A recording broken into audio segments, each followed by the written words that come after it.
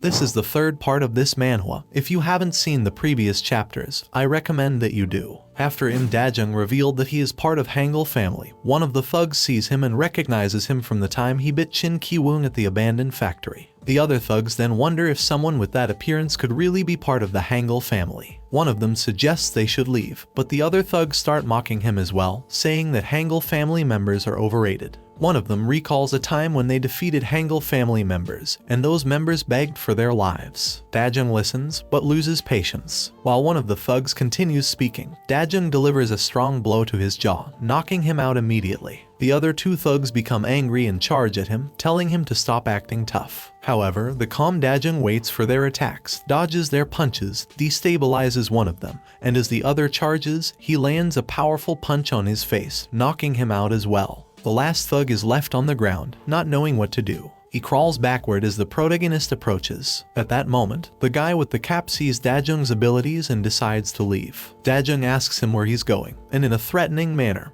asks why people like them were chasing him when they found out he was part of the Hangle family. He warns him that it would be best to tell the truth if he doesn't want to pay the price for pretending to be one of them. The guy with the cap opens up and decides to tell the truth. He tells Daejung that he's also part of Higuin. He explains that the reason he was betrayed is because of the man who's entering a house in front of them. Daejung recognizes the man. He and Hangle rescued him from being beaten up the other day. The guy with the cap asks if Daejung knows him, and Daejung tells him that he saved him from some thugs a few days ago, asking who he is. Upon hearing that, the guy with the cap becomes upset that he was attacked. He reveals that the man is the district representative of that area, and also his father. He recalls how his father forced him to study even though he wasn't smart enough. One day, he decided to escape and join Higuin, thinking it would be cool. At first, his life as a fugitive with Higuin was satisfying. But he started witnessing crimes firsthand and realized there was nothing appealing about the life of a fugitive. He also learned that Higuin had changed its methods and was now involved in organized crime. The guy attempted to run away and plotted revenge, so he fled with the money they had gained from the assault on his father. This led to him being relentlessly pursued by Higuin. Daejung asks if his father is still in danger, and the guy says their relationship is severely damaged. He admits he doesn't care if there's a bounty on his head, but Daejung points out that his expression betrays his true feelings. The guy tells Daejung not to pity him, but Daejung explains he can't say much about father-son relationships, yet he knows about family. He emphasizes that a real family worries and always thinks about you, even willing to risk their lives for you. The guy with the cap, a bit irritated, asks if Daejung is suggesting he should fight against Higuin for a father who never cared about him. Daejung corrects him, saying that his father did care. He shares that his father has been searching for him and even asked Daejung to tell him that if they met. Daejung reveals that he didn't recognize his father at first because he only had a school photo of him. He assures the guy that his father has indeed been searching for him, wanting to apologize for everything. Upon hearing this, the guy with the cap breaks down and cries, expressing how he can't go back home now that he's being pursued. He regrets ever escaping, realizing that if he knew it would end up like this, he would have never run away. The protagonist reflects on the irony of the situation, thinking about Sung-ho, who is in a similar situation. In this case, one wants to flee, while the other regrets having done so. Daejung tells him that he doesn't know where to start with his father's problem, but he will help him. He thinks to himself that, compared to himself, the guy has a chance to do things right, and he believes that the guy is a good person. The guy thanks him and asks if all Hangle fam members are really this kind-hearted. Daejung assures him that yes, all of them are very kind. Later that night at home, the former Higuin executive, Chun Ki-woong, gets angry and hits one of his thugs for their failure. While he scolds them, Bae Gangrak, a current Higuin executive, appears behind him and easily subdues Ki-woong. After being released, Ki-woong complains that it's not fair that he's being mistreated and punished for something like this. He asks Bae if he's afraid of Cho Hangle. Upon hearing that, Bae approaches Ki-woong slowly and menacingly, asking him if he knows how much damage he has caused so far. He mentions that Ki-woong had been warned, but he always creates a lot of problems, citing the incident when he crossed paths with the Hangle family despite the warnings. Annoyed, Ki-woong asks if Bae is saying that he's no longer needed. He acknowledges that he's in trouble if he leaves and spills everything he knows. While he speaks and threatens Gangrak and Higuin, Bae delivers a strong punch to his face, sending him flying.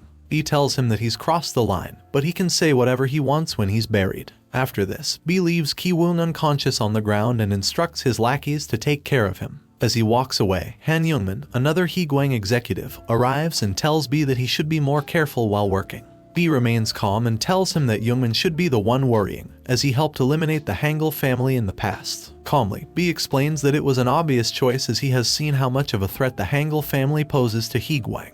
He mentions that fortunately, they only received a commission to kill the Hangle family. B reveals that he heard that the person who ordered the commission was a student and wonders if he can afford the fee. However, Youngmin reassures him, saying that the guy sounded confident, as if he were striking a deal with the devil himself. Youngmin then asks B why he opposed killing the Hangle family so much. B explains that it would be a waste to kill them. He suggests that they could profit more by using them rather than killing them. He believes it's worth trying to lure them in again, at least one last time. But Youngmin disagrees, saying he doesn't understand how B is calculating this. He believes that someone like Kiwoong would be better off dead. In response, B tells Youngmin not to worry. If the Hangle family members don't agree, they can kill them whenever they want because there's a trap set, and he has already infiltrated someone among them. Later that same day, Dajung introduces Sungho and the guy with the cap named Inhwan.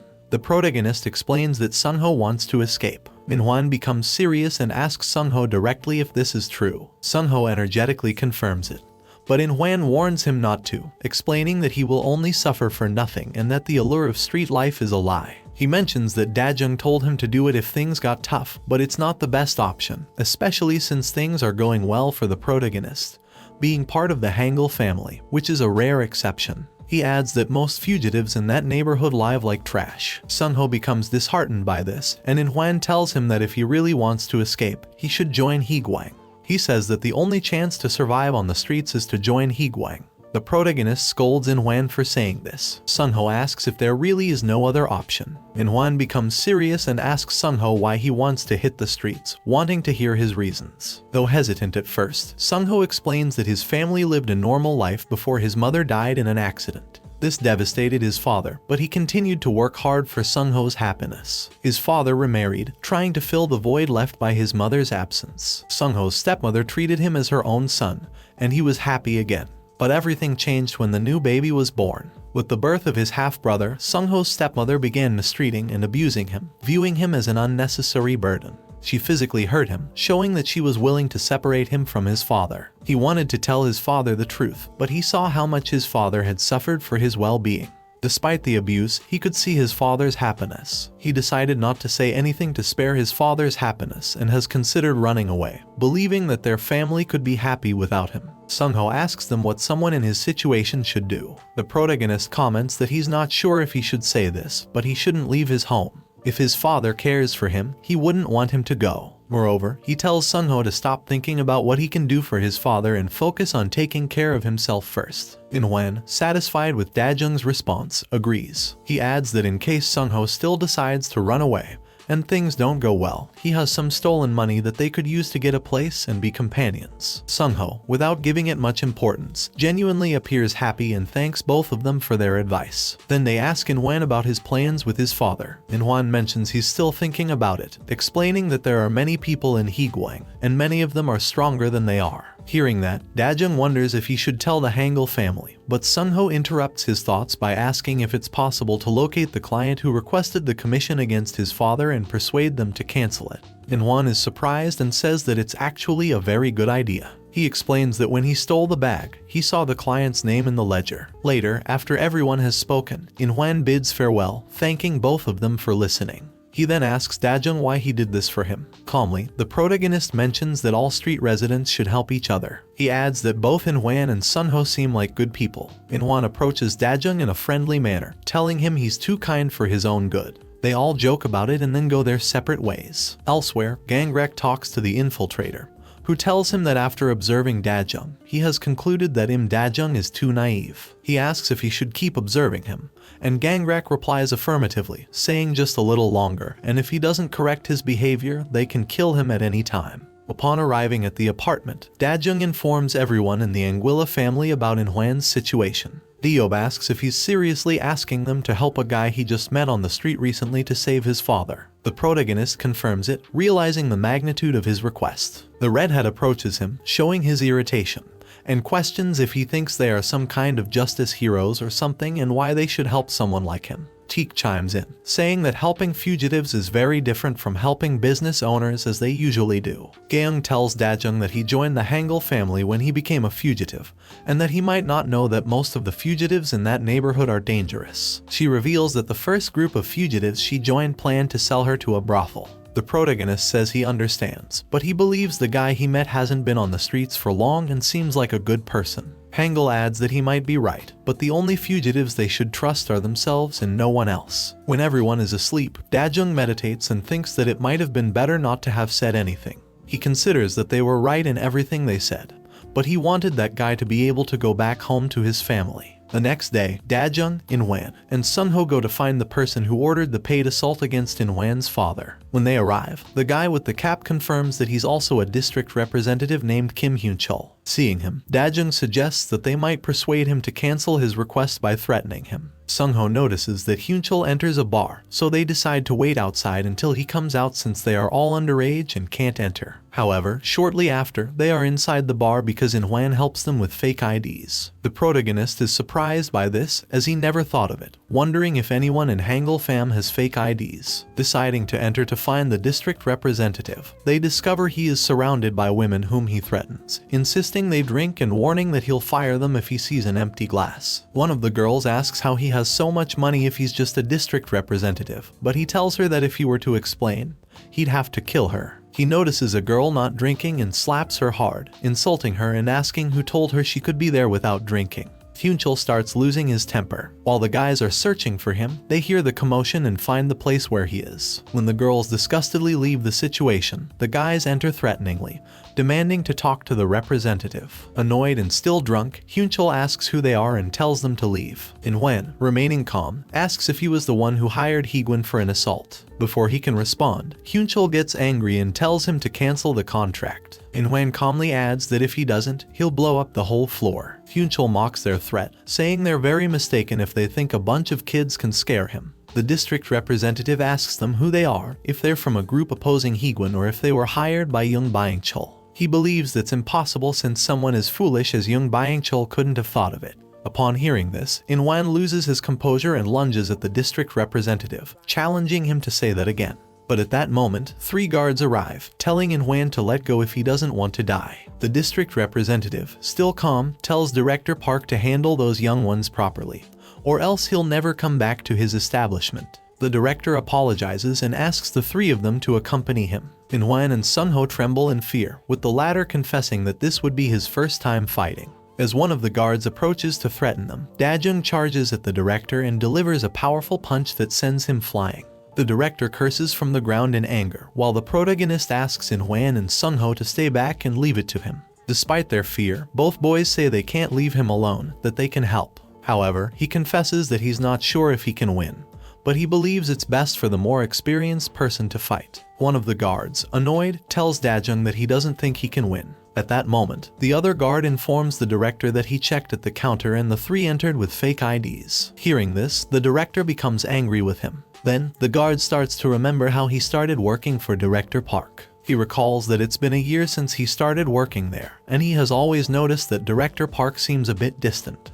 He's merciless in responding to his employees' requests. He remembers how Director Park has no mercy for those who violate the club's rules, including minors who enter illegally. He specifically has a direct and strong dislike for minors. Now he watches as Director Park directly confronts a minor and realizes he won't show any mercy. The guard asks his fellow guards to subdue Dajung and take him away. They obey and attack head-on. Dajung defends himself from their blows and counterattacks fiercely, but they withstand his hits and keep attacking relentlessly. Despite their resistance, Dajung uses every available advantage to turn the tide. At a moment when he's about to deliver a direct blow to one of the guards, the director suddenly arrives and kicks him hard, sending him flying. The 2 boys watch Dajung fall to the ground and worry about him. The director tells the guards to stop, saying they're being embarrassed and that he will take care of it. He speaks as he delivers a strong kick to Dajung, who's still on the ground. Although Dajung manages to block it, he's quite dazed from the impact. Then one of the guards holds Dajung while the director grabs a wine bottle and gets ready to finish him off. In that moment, Dajung realizes the huge difference between adult gang members and himself. In this situation, a 3 versus 1, it's impossible for him to win.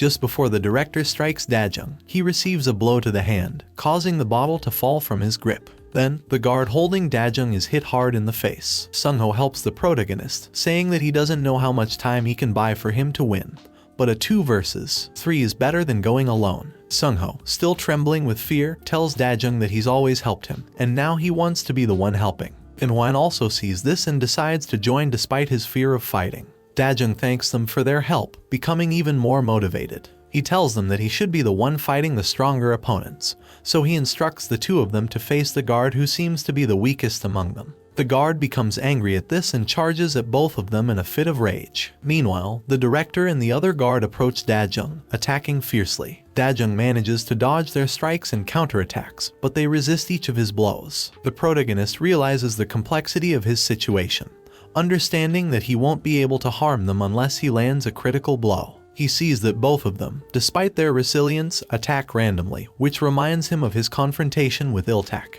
He decides to use this to his advantage, catching them off guard while they underestimate him. One of the guards throws a punch that Dajung easily dodges, gaining a favorable position that allows him to deliver a critical blow that knocks out the guard who was fighting the director. After doing this, the director becomes serious and stops underestimating the protagonist, attacking him so swiftly that Dajung can't react. The director lands a solid punch to Dajung's stomach that nearly knocks him unconscious. Dajung now realizes that they don't view him with contempt anymore. He covers himself properly to avoid a critical blow and attacks intelligently but relentlessly. The protagonist plans to strike the director in the groin to exploit that critical point, but the director easily blocks it with his leg, taunting him for trying something desperate and charging angrily, saying that an inexperienced brat like him shouldn't try to exchange blows with someone like him. While fighting, Dajung has a flashback to one of his encounters with Hangle, in which Hangle managed to push him away with a single solid hit. Furious, the protagonist asks how he did it, and Hangle explains that there are other critical points besides the chin,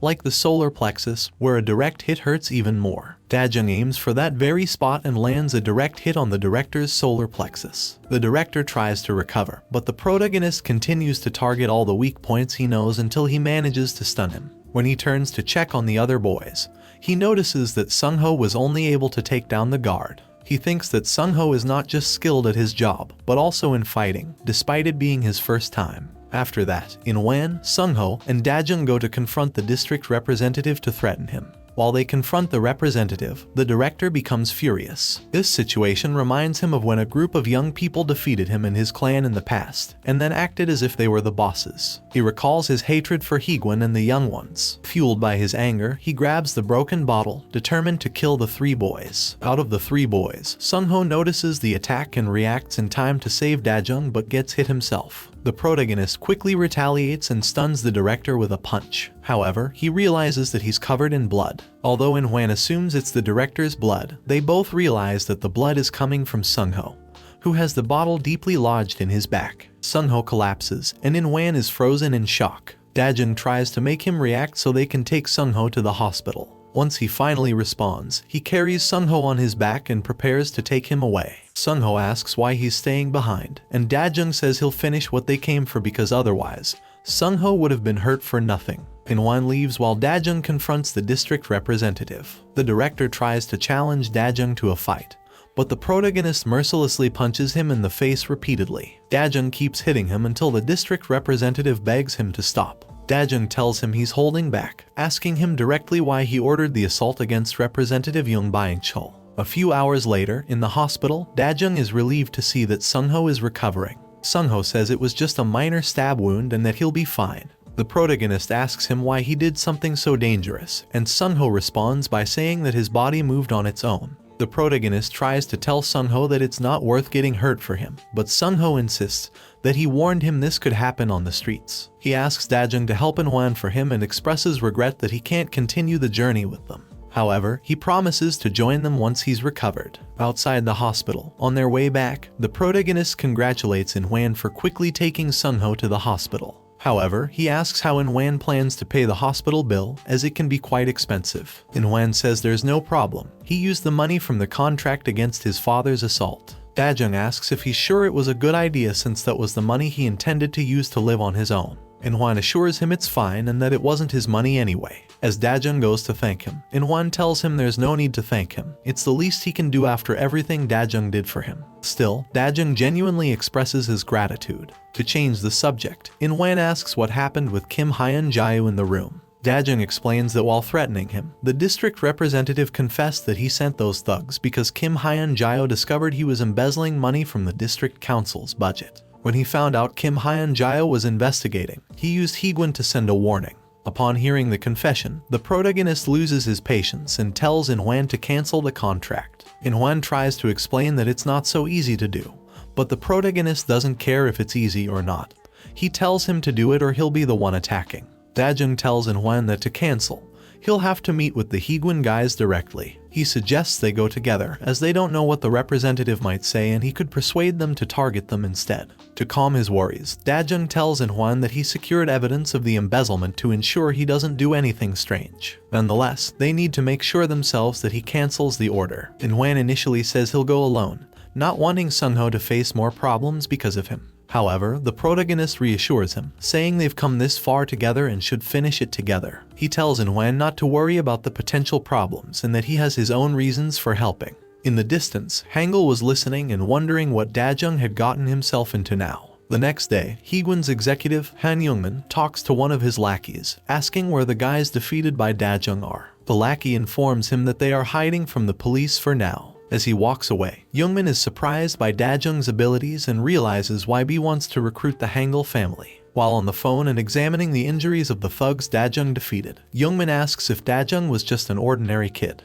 He comments that Dajung acted exactly as the planted guys described. Despite defeating them, he didn't deliver any fatal blows causing serious injuries. Upon hearing this, B remarks that they don't need someone so gentle in Higuin and that they can get rid of him. Meanwhile, Dajung, In-hwan, and the district representative head to the meeting point with Higuin members. The path looks suspicious and Dajung asks if they are lost. The representative confirms it, but In-hwan loses patience, finding the situation highly suspicious. He questions whether the representative is playing with them, but the representative assures him that they must speak with them in person for safety reasons. He dismisses In-hwan and tells him it's best they do their part and erase the evidence they have after the contract is cancelled. In-hwan, angered, tells him he should be grateful that he's restraining himself after what he did to his father. Upon reaching the meeting point, the representative approaches the Higuin members, while Dajung and In-hwan hide in the distance. One of the guards tells the representative that Hyungnim hasn't arrived yet, and he'll have to wait. In-hwan and Dajung assess the situation and notice there are 5 guards. If it's just them, it seems manageable. Then B arrives, and upon seeing him, the protagonist immediately realizes that any thoughts of forcing Higuin to surrender through sheer strength will be impossible. Seeing B, he senses something different from when he saw Chun Ki-woong.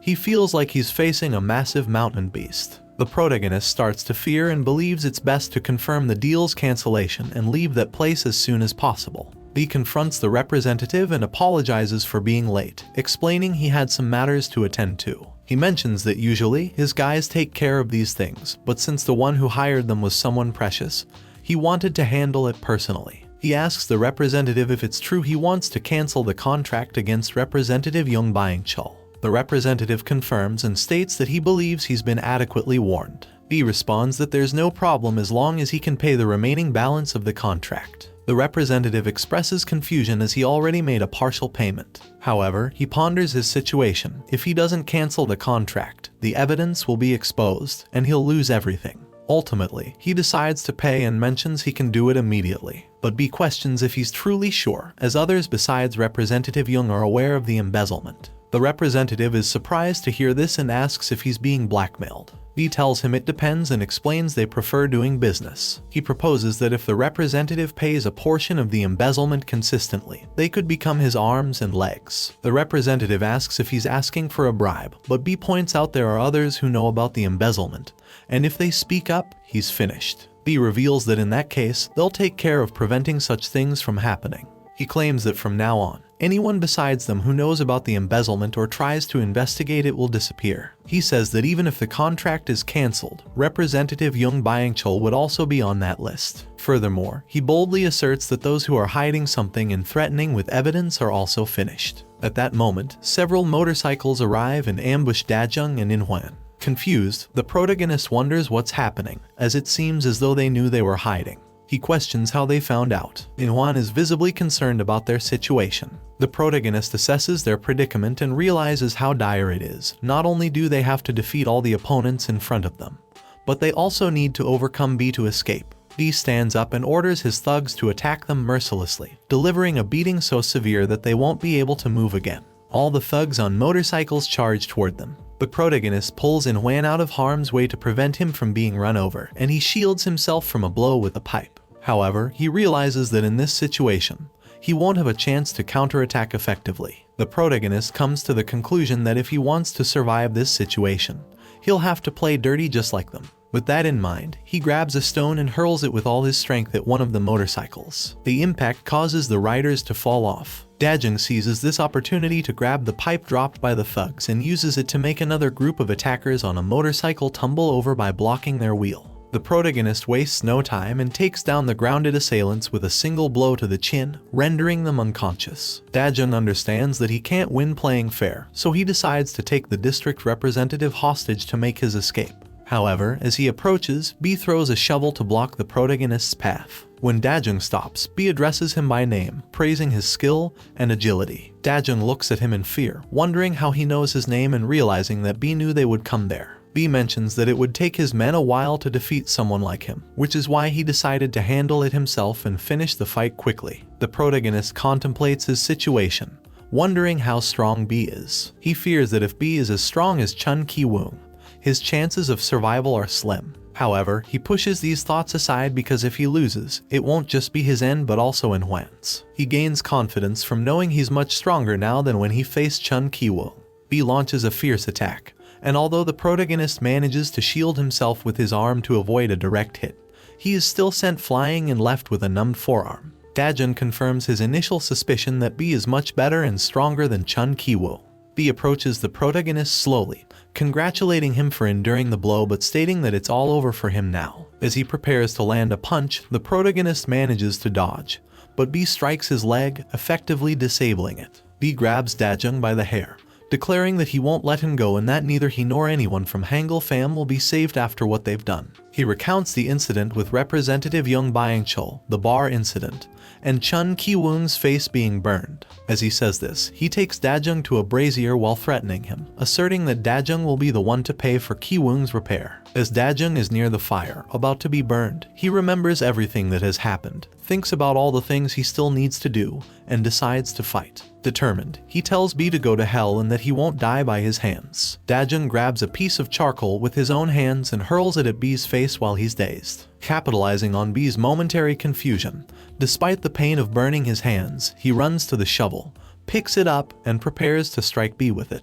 Although Dajeng hits B square in the chest with the shovel, B remains unfazed and tells him that even with his efforts, something like that won't be enough to finish him off. B breaks the shovel in two and delivers a direct blow to Dajeng's face, sending him flying and leaving him almost unconscious on the ground. As he lies on the ground, B approaches and tells him that he had planned to finish him, but he'll give him a chance if he agrees to join Higuin. Dajeng refuses, but B comments that he has no other option. It's either that or die right there. He tells Dajeng not to expect him to take his word, as he could lie to save himself. He calls one of his lackeys to bring the boy, who is taken out of the trunk of a car and thrown in front of Dajeng. B hands the protagonist a shovel and tells him to bury the boy alive. He remarks that it's simple, the most basic rule of the streets is to kill or be killed, and if he wants to live, he has to show that he's willing to get his hands dirty. B assures him that it'll be an easy job despite his compassionate nature. He tells Dajeng to look the guy in the face, revealing that he's the same one who stabbed his friend in the back.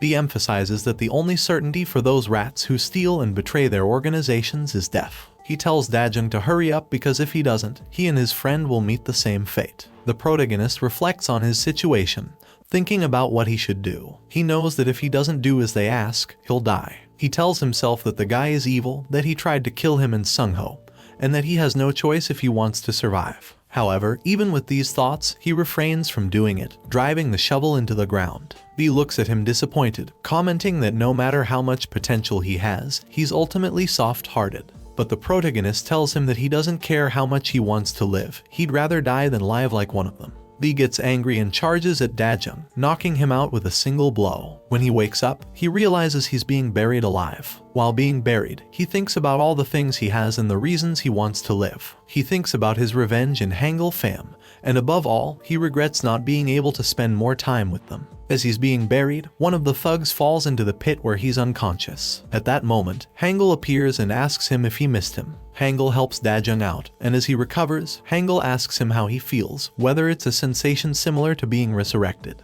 While Dajung is still on the ground trying to get up, more individuals arrive and prepare to attack Hangle. One of them lunges, but Hangle halts his attack abruptly, kicking him in the face and sending him flying. The others watch the scene, recognizing how dangerous Hangle is, and wonder where he came from. But they realize it's Hangle just as he speeds toward them. Hangle launches an attack and knocks them all out with a single blow each. Somewhat recovered, Dajung looks at Hangle and expresses how happy he is to see him. Inwan arrives, but he's not excited to see Hangle, rather he asks if they could take a photo later. At this point, Dajung asks Hangle how he managed to find them. Hangle confesses that when he noticed Dajung was going out without telling them, he decided to secretly follow him. He also explains that he encountered Higuin's guards while monitoring, but lost sight of them during the fight. He found them eventually due to the noise of the motorcycles. Hangle then questions both of them about the exact reason they went to that location. Dajung explains that Inwan's dad is in danger and that he tried to help him. Without dwelling further, the protagonist asks Hangle where the Higuin executive and the district representative are. Hangle tells him that no one was there when he arrived. Annoyed, Dajung approaches one of the defeated thugs and threatens him to ask where they are. However, the thug claims he doesn't know either and that they left a long time ago. Terrified, he asks Hangle to let him go, explaining that he was only doing what Bae Gangrak told him to do. When Hangle hears this name, he gets concerned and tells Dajung to let him go. Then he instructs the guy to go, but to tell Bae that he completed his task of burying Dajung and that he didn't see him today. The guy warns that if Bae finds out he lied, he'll be in trouble. Hangle kicks the guy, making him fall into the pit where the protagonist was buried, and says that the real problem seems to be that he fears only Bae Gangrak when he should also fear Cho Hangle. Seeing this, the protagonist is extremely curious about why Hangle reacted that way upon hearing the name Bae Gangrak. Later that day, after the three of them have left that place, they all rest at a food stand. Inwan takes the opportunity to excitedly ask Hangle for a photo. While this is happening, Dajung tells Cho that if they want to save Inwan's father, they'll have to defeat Bae Gangrak. He decides to ask Hangle directly if he could help. Inwan notices Hangle taking his time to respond and tells him that it's okay, that there's no reason for him to get involved. He mentions that at the very least, Hangle should handle the situation himself since it's his father. Upon hearing this, Hangle gets up, takes Dajung with him, and says it sounds perfect, preparing to leave. While distancing themselves a bit, Hangle tells Dajung that he can't do it, that he shouldn't bother Bae Gangrak and shouldn't get involved in Inwan's problem either. He suggests that Dajung should take advantage of the fact that Bae thinks he's dead to get out of that situation. Confused, Dajung tells him that if he joins them, they can defeat Bae. However, Hangle, in a serious tone, tells him no, that he can't hit Bae. He explains that if he does, the battle won't be just between them two anymore. He suggests that it's better for Dajung to back off for everyone's sake and stop getting involved with fugitives, as that world doesn't reward sympathy. Dajung ponders his words and then asks Hangle if what he's saying is true. He questions why Hangle helped him in the first place and what the difference is between him and Inwan. Hangle doesn't know how to respond, but seeming satisfied with his answer, he tells Dajung to do whatever he wants, but he won't help him again. The next day, Dajung ponders how he could defeat Bae, but he can't even imagine how to accomplish it. He also wonders how Bae found out they were there since they were always watching the district representative. He decides to call Sungho to check if he's okay. Sungho says he's much better but heard from Inwan that they got into a big problem and almost died. Dajung tells him it was much more dangerous than they thought and advises him not to join them so he won't get hurt again.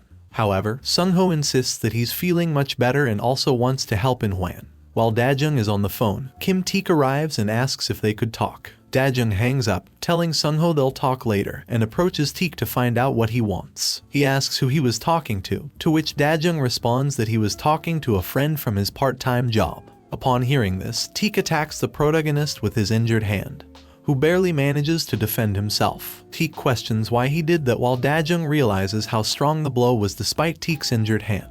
He also notices how powerful Teek is. Teek tells him that he heard, from Hangle, that he has gotten involved in certain matters. He asks directly if it's true that he wants to start a fight with a Higuin executive. He acknowledges that fighting against a member is one thing, but facing an executive is a completely different level. He explains that Higuin executives are not ordinary people and that if he wants to even consider defeating one, he should be able to at least defeat that version of himself with the injured hand. But Teak adds that even that wouldn't be enough to have a real chance, he would have to defeat all 4 of them. At that moment, Gaeung, Sungbin, and Deob appear provocatively and ready to fight. The next morning, after Dajung confronted B, Hangle tells Teak that Dajung wants to fight a Higuin executive. Both of them laugh upon hearing this. Hangle says he'll take care of it to help Dajung come to his senses. He adds that Dajung shouldn't hold back when facing him. Dajung looks at them all astonished, saying there's no way he could beat them. Teak then asks him how he plans to defeat Bae Gangrak if he thinks he can just go without a plan. He suggests that Dajung should prove his abilities and win against one of them. The protagonist asks if he really has to do it, and Teak responds that if he thinks he can beat Teak, he must defeat them first. While saying this, Gaeung gets ready to fight, stating they should start already. She charges at Dajung without waiting for him to prepare, predicting he'll give up easily. Dajung tells her to wait, but as he speaks, Gaeung reaches him and punches him hard in the face without holding back. The protagonist tries to defend himself from the rest of her punches, but even while blocking, he's in considerable pain from Gaeung's blows. He thinks that if it continues like this, he'll die before seeing B. He attempts to use the move she taught him to tackle Sihyun, but she points out that if he can't even block a move she taught him, he's in trouble. Gaeung takes Dajung down, showcasing her wrestling abilities. As the protagonist is on the ground, Gaeung starts to leave, saying he should be thankful that someone else intervened. Otherwise, he'd be in even worse shape. With this, he loses his first fight against Hong Gaeung. After a break of about 30 minutes, Dajung's next opponent is Sungbin. Before starting, Sungbin suggests that it's best for him to surrender. However, the protagonist is determined to continue, believing that he lost to Gaeung because he wasn't convinced to hit her. But this time he won't hold back. Dajung launches the first attack at high speed, but Sungbin easily evades all his moves. The protagonist wonders how Sungbin can move so skillfully. In a moment of distraction, Sungbin starts to hit him rapidly with a barrage of blows. Although Dajung manages to block a few, the punches keep coming until a strong blow to the stomach sends him flying. Sungbin, showing that he still hasn't fought seriously, tells him to surrender, marking Dajung's second loss. After another break, his final battle is against Teak. He thinks this is his chance to win since he's fighting against an injured person. However, he realizes that the aura he feels and the fear he experiences in this fight are very similar to what he felt when facing Bae Gangrak. Despite this, he pushes down his thoughts and charges with everything he has, determined to defeat Bae Gangrak. Dajung attacks without holding back, but Teak remains in his initial position and only blocks all his strikes. When the protagonist hesitates slightly, Teak seizes the opportunity to deliver a powerful kick to his chin, saying that although he's improved, he's still too weak to face him. As Dajung lies on the ground, Teak tells him that's the reality. He can't win even if he has a broken arm, marking his third defeat. For his final battle after another break, he faces Cha Daeob, who immediately attacks him. Dajung blocks and counterattacks, but Daeob blocks his first strike and then evades the second. Daeob grabs his arm and puts him in a judo hold that immobilizes him on the ground. Daeob asks if that's all he's got, and questions whether he thinks he can defeat B at that level. He warns that what Dajung is attempting, this noble act, happened when he tried to face Chun Ki-woo.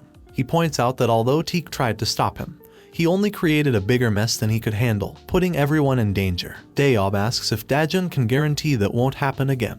He asks if he really believes he's capable of defeating Bae Gangrak without any consequences with his current level of combat skills. On the defeated ground, Dajung reflects on Daeob's words, realizing he's right. Attacking like that would be reckless and could put everyone at risk, so he decides to surrender. As he gets up, he declares that he'll stop trying to defeat Bae Gangrak, at least for now. Daeob questions whether he's truly willing to do so. However, the protagonist tells him that he's not like him. He can't ignore someone who needs his help. He mentions that he realized this when he helped Nguyen. He understood that he can change someone's life by offering assistance. He shares that this is his purpose after achieving revenge, and in order to do that, he'll need to become strong enough to win without endangering others. That's why he asks them to train him to be able to defeat Bae Gangrak. Annoyed, Daeob wants to hit Dajung, but Teak stops him. Daeob decides to leave, and Teak tells the protagonist that they will train him as he requested. Incredulous, Dajung asks if they're serious about it, considering he hasn't won against any of them. Teak continues by saying that his skills are not at a good level yet, but his determination makes them believe in him. He assures Dajung that with training, he'll become strong enough to win. Moreover, Teak reveals that they also plan to defeat Bae Gangrak. Dajung recalls what Hangle told him, that Bae might be watching them, and if they remain inactive, they could end up like the time they faced Chun Ki-woo. However, Dajung is in a situation where he can't directly confront Bae. Teak understands this, knowing the consequences would be even greater if Dajung attacks. Thus, he's a better option to take on Bae, adding that he didn't intend to send Dajung, but he's too stubborn to stay behind, so it's better to train him. Dajung reflects on Hangle's intentions and realizes that despite saying he wouldn't get involved, he's willing to help. Teak tells him he'll have to prepare for a tough training from now on to become strong enough to defeat a Higuin executive. But he says there's one more thing Dajung should know. Hangle mentioned that there are infiltrators among them, particularly himself. Hangle found out accidentally, and he informed Teak that there's a spy between Sungho and Inhwan. Shortly after, Teak takes Dajung to where Hangle is. Dajung asks why he said there's a spy between Sungho and Inhwan, and Teak clarifies that he doesn't believe either of them would do that and betray him. When they arrive downstairs, Dajung asks what they're doing there. Hangle explains that it's the basement of that villa, a place very few people visit, making it perfect for keeping an eye on Higuin. As he opens the door, they find a Higuin member handcuffed on the ground, helpless. When they enter, the man begins to plead to be released, claiming he already told them everything he knows. Hangle tells Dajung that on the night he was returning from the hill, something seemed suspicious. Upon investigating, he found the man spying on them. When cornered and interrogated, the man revealed that Bae Gangrak was observing them and knows Dajung is still alive. This doesn't make sense as Bae silenced everyone on the hill, and they should have reported that Dajung was dead. Upon calling one of the guys he threatened, they told Hangle that Bae already knew about Dajung even before they gave a report. He received the information from someone close to the protagonist. Hangle tells Dajung that the spy is someone who knows he survived, making both of them suspects. Dajung analyzes everything he hears and realizes Hangle is right. He can't believe either of them would betray him, but he's unsure whom to trust now. Hangle tells him that he understands his situation but insists that on the streets, there's no one you can truly trust. At that moment, Inhwan calls. Dajung wonders what he should do, and Dayob advises him not to answer the call. Dajung decides to hang up, recognizing that although Inhwan might not be the spy, he now has to be suspicious of both of them. With a clearer perspective, Dajung admits they're right. In that environment, trust is a luxury they can't afford. He apologizes to everyone and confesses he has been too lenient. To fight Bae Gangrak, he requests their assistance to train him relentlessly. About 2 days later, at Bae Gangrak's base, they are beating Young Inhwan's father to extract information from him, but to no avail. He tells them he won't surrender like Representative Kim Hyun-chul did. He won't steal money from the country. Bae enters the room to threaten him. Inhwan's father asks if he thinks he'll be forgiven just because he's young, but Bae responds that this isn't the answer he expected.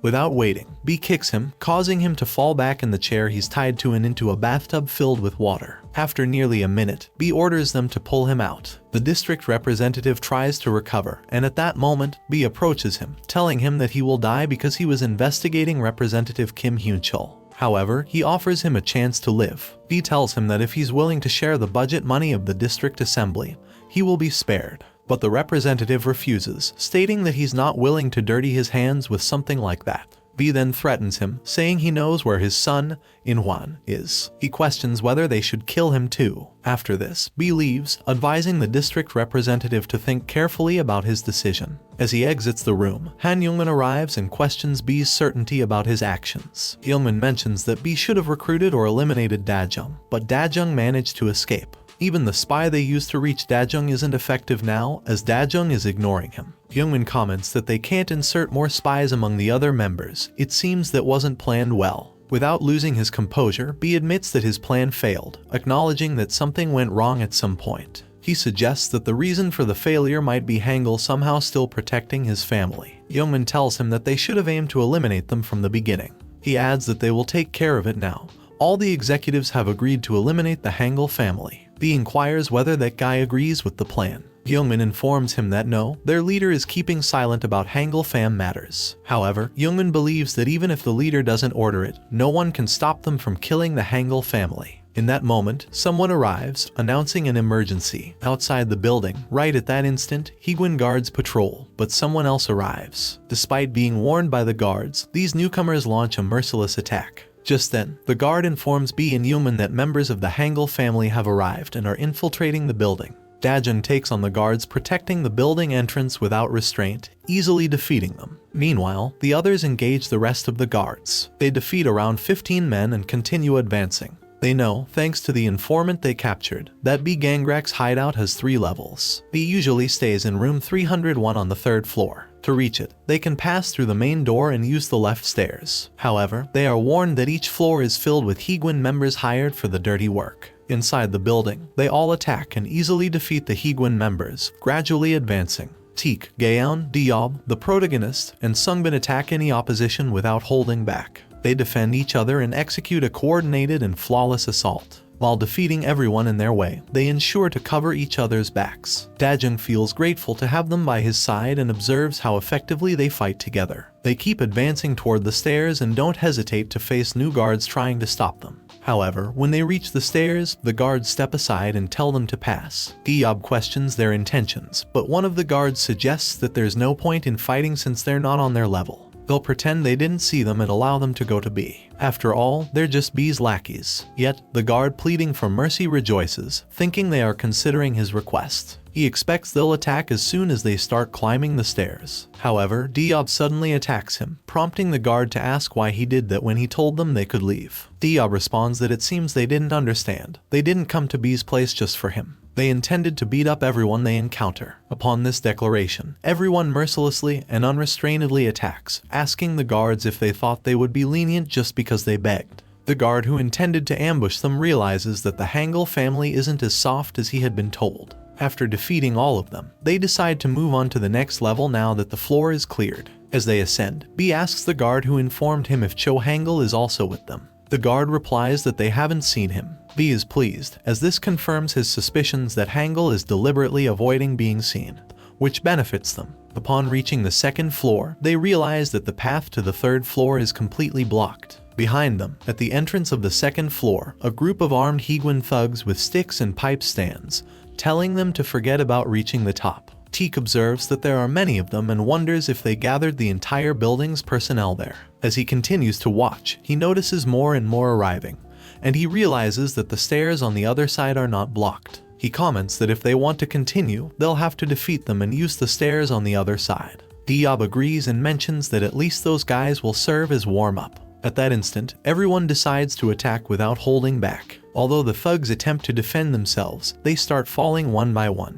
However, they begin to flee and keep their distance. Diob gets annoyed and tells them that it's too late to cower and that they should attack. But the thugs neither attack nor move aside from the path. Teek analyzes the situation and realizes that something is wrong. He concludes that they are just trying to buy time, so he shouts to everyone that they need to finish this quickly. Upstairs, the guard informs Bae that they've blocked the Hangle family on the 2nd floor as ordered. The guard asks Bae if it's okay that he doesn't go there personally. Bae assures him not to worry and states that all members of the Hangle family will die that day. Youngman informs Bae that, as he requested, he has called all the Higuin members who are in favor of killing the Hangle family. The guard, skeptical, asks if everyone will really go. Bae tells him it's better to make sure. He instructs the guard to go and wear out all the Hangle family members present until the executives arrive. Youngman mentions that it will take time for the executives to arrive, questioning whether they can truly hold them back until then. Bae responds that he likes to be prepared. He doesn't expect much from those fools, but he notes that at that moment, on the 2nd floor, there are 2 individuals he raised alongside Chun Ki-woon. These 2 are candidates to become Higuin executives, Lee Paul and Choi Youngnam. These individuals catch Diob and Teek off guard, delivering powerful blows to each. Dajung, observing from a distance, realizes that both of them are dangerous and that he should be cautious. Angrily, Youngnam claims that he should have been promoted to executive instead of Chun Ki-woon. Lee Paul retorts that it's because Youngnam is even more foolish than Ki-woon. Youngnam proposes a bet in which they see who can kill more before the executives arrive. Youngnam attacks Diob, who is on the ground, but Dajung quickly intervenes, kicking Youngnam in the face to defend Diob. Youngnam falls to the ground, blood flowing from his nose. Dajung asks Diob if he's okay, assuring him that he'll watch their backs and protect them as they have done for him. Youngnam charges at Dajung once again, but Lee Paul encourages the others to support him. Lee Paul attacks the protagonist, who blocks his blows but sustains considerable damage with each hit. The protagonist realizes that he needs to adjust his strategy, as his strength is useless if none of his attacks connect. He starts imitating Sungbin's movements. Youngnam is surprised by the protagonist's speed. Although he can't dodge all of Youngnam's attacks, he manages to endure more than Yeongnam anticipated. Taking advantage of an opening, Dajung seizes Yeongnam's arm and applies a hold similar to the one Diob used in their fight, easily knocking him down. Diob watches from afar while he fights the other thugs, commenting that it's worth teaching him. The protagonist believes he defeated Yeongnam,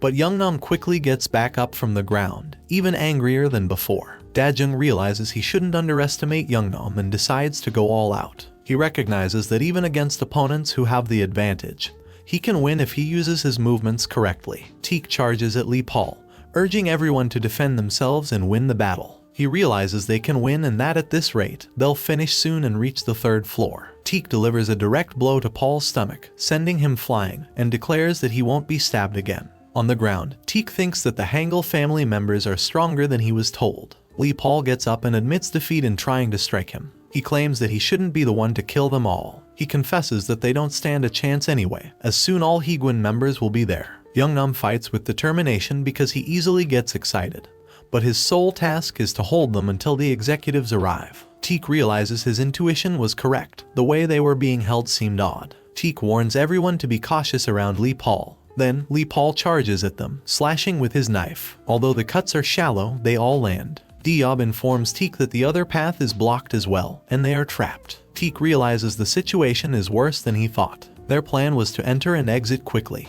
but now, if they get stuck, they won't be able to manage the situation. He wonders if they can defeat all these adversaries, including the 2 guys and Bae Gangrak, before the other executives arrive. They are in a race against time. Teek urges everyone to hurry and not hold back. The others look determined and decide to give it their all. Yeongnam tells Dajung that Lee Paul is weaker than him and that they're pathetic for being defeated by him. Yeongnam relentlessly attacks the protagonist, who continues to block and evade when necessary. Just then, Teek arrives and knees Yeongnam, telling Dajung to quickly head to the opposite stairs. Dajung hesitates, mentioning that they haven't defeated them yet, but everyone is determined to head upstairs. And as they run, they take advantage of catching the unaware thugs who are following them, allowing them to advance more smoothly. Gaeung and Sungbin stay behind to hold off Lee Paul, Yeongnam, and the rest of the thugs as they continue to run. Dajung tells them that they can't leave them behind, but Teek assures her not to worry about them. He trusts that both of them can catch up and join them. Their current focus is on Bae Gangrak.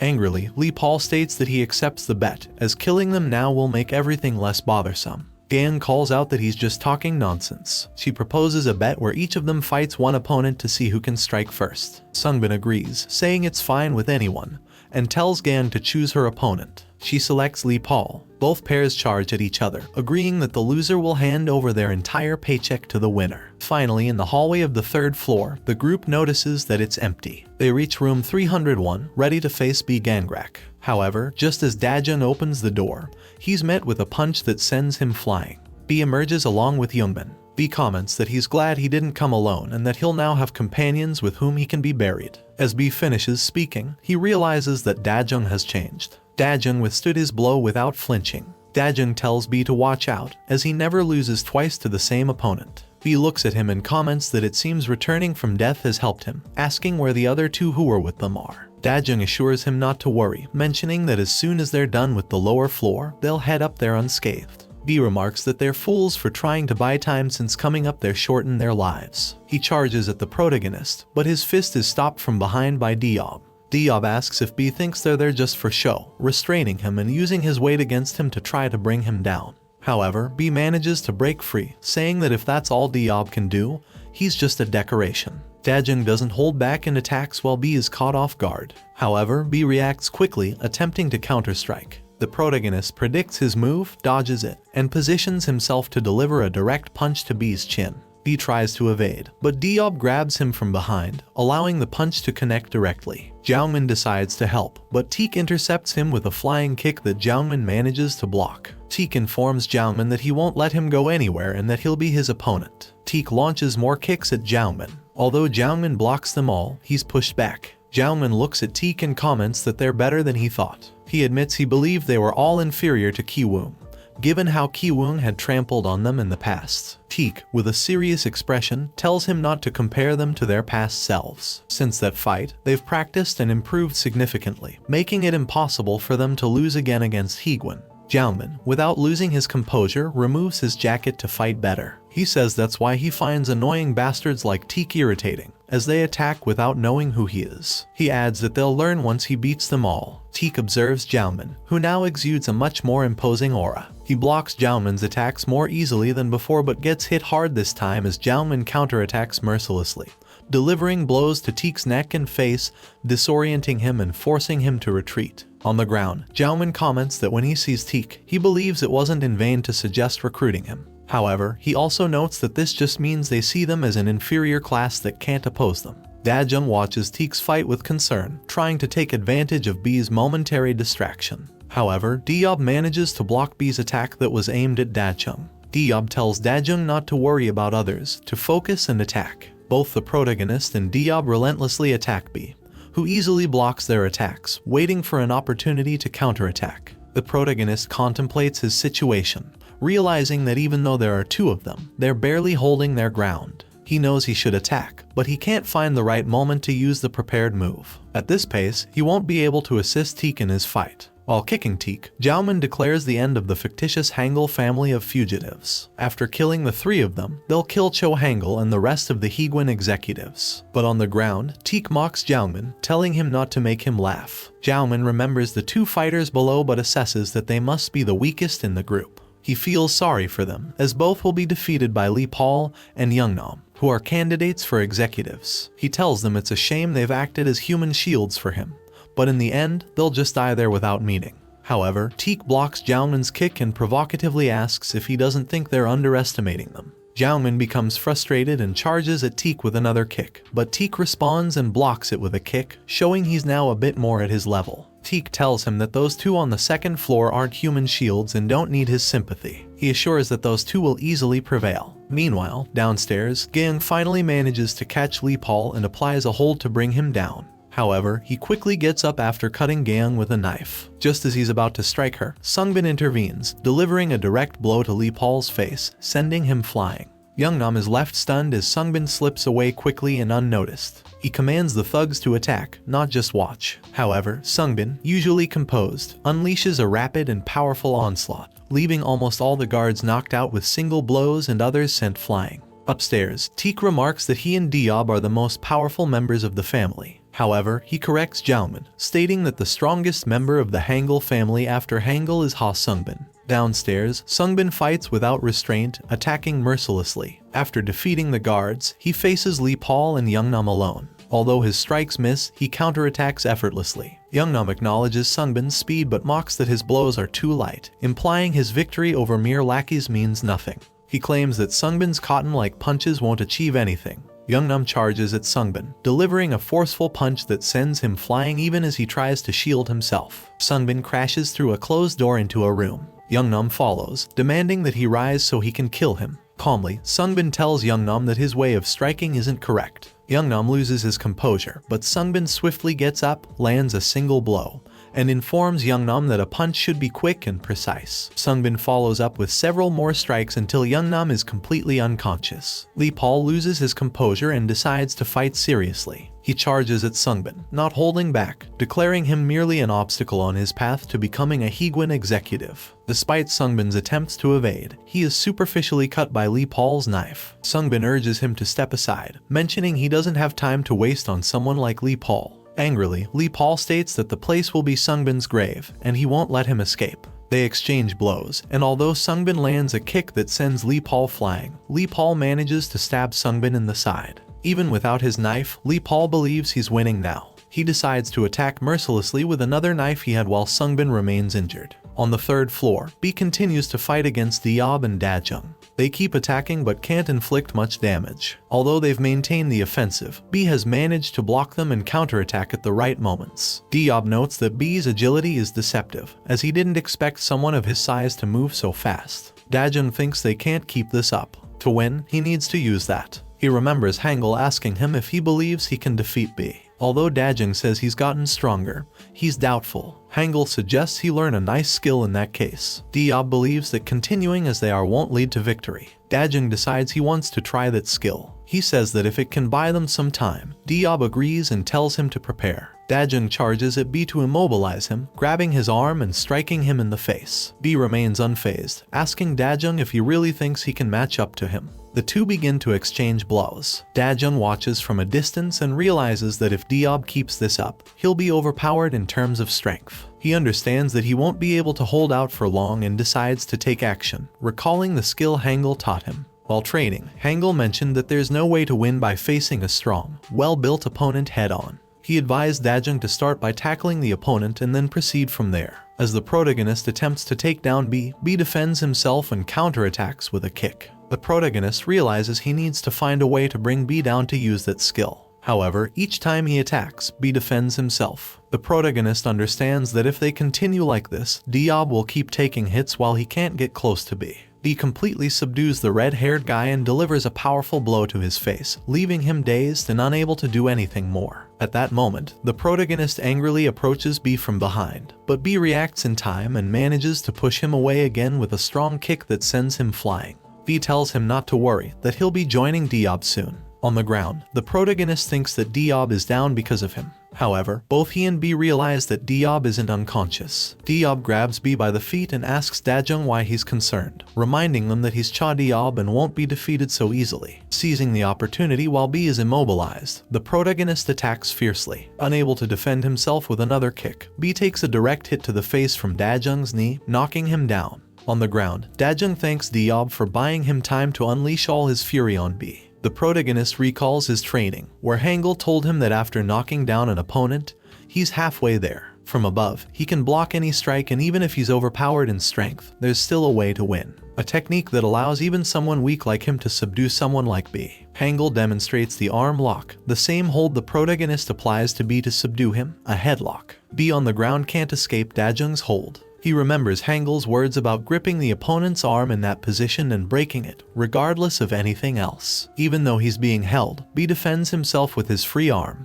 telling the protagonist that cheap tricks like that won't work against someone like him. Hangle had mentioned not to worry if resistance occurs, explaining that no matter how strong the opponent is, they can't defend well from that position and are vulnerable to attacks, even kicks to the face. Dajung persists with the hold while attacking B every time he tries to defend himself. He tells B that he won't be able to bring down the Hangle family if he can't touch them. The protagonist increases the pressure on B's arm to finish him off. B can't bear the pain and screams. From a distance, Diob watches with satisfaction, knowing his efforts weren't in vain. Teek asks Youngman if he regrets getting involved with them. Youngman chuckles and says they have no idea what kind of man Bae Gangrak is. He explains that B isn't just a big guy.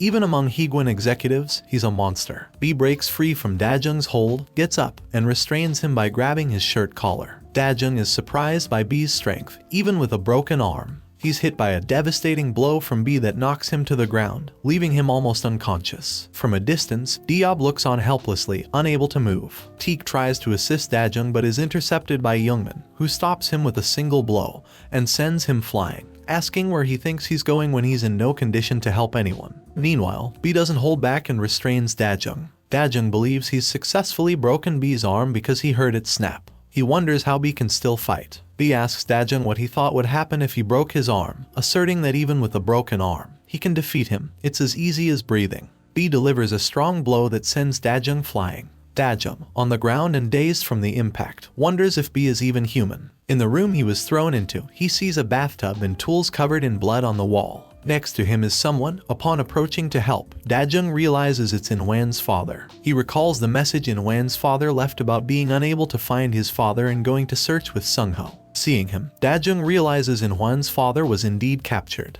He understands that In-hwan's father wasn't lying and that he rejected Dajung's plea for help due to mistrust. B enters the room, calling Dajung an idiot. When Dajung sees him, he angrily asks if Sung-ho is the spy among them. B laughs and tells him that knowing the spy's identity isn't important for someone on the brink of death. B charges at Dajung, restraining him and relentlessly striking him. The protagonist is defenseless, realizing B's strength despite having only one fully functional arm. While attacking, B asks Dajung if the headlock is his best move, landing a blow to his head as he says that he should show him something better. The protagonist falls to the ground, almost unconscious, trying to recover. B scolds him, saying he could have taken advantage of the opportunity he gave him and that he's never seen anyone as pathetic as them, telling him that, despite how skilled he is, he was deceived by a spy and betrayed, that the other members of the Hangle family tried to act tough, but were also defeated. He mentions that being somewhat good at fighting isn't enough if they have such weak minds, that in that place only the strongest can survive, and he tells him that on that day, the entire Hangle family will be completely annihilated. Saying this, B grabs the protagonist and pushes him into the bathtub to drown him. He appears unable to escape, wondering if B's right and if the Hangle family is truly so weak. He questions whether it's really impossible for the good ones to survive in a place like that, whether only evil people like the members of Higuin are the ones who can stay alive. B sees that Dajun has stopped moving, so he releases him, regretting letting someone like him break his arm. However, at that moment, Dajun rises from the bathtub, catches B off guard, and applies the headlock hold again,